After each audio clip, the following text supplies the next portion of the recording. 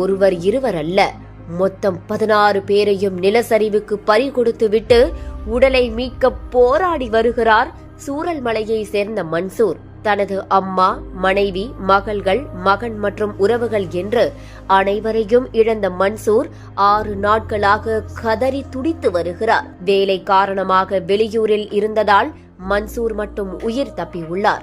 இதுவரை மனைவி, மகன் மற்றும் அம்மாவின் உடல்கள் மட்டுமே கிடைத்த நிலையில் 12 பேரின் உடல்கள் கிடைக்கவில்லை. உடல்கள் மீட்கப்பட்டு கொண்டு வரப்படும் போதெல்லாம் ஓடி ஓடி பார்த்து தவிக்கும் மன்சூரின் நிலை வயநாடு சோகத்தின் உச்சமாக இருக்கிறது. இது தொடர்பாக கண்ணீருடன் பேசிய அவர், என் குடும்பம், வீடு அனைத்தும் போய்விட்டது, என்னிடம் இப்போது எதுவும் இல்லை என்று தெரிவித்துள்ளார். இத்தனை கோரங்களை கடந்து இன்னமும் மீட்பு பணி தொடர்வதால் உயிரிழப்பு எண்ணிக்கை உயரும் என அஞ்சப்படுகிறது.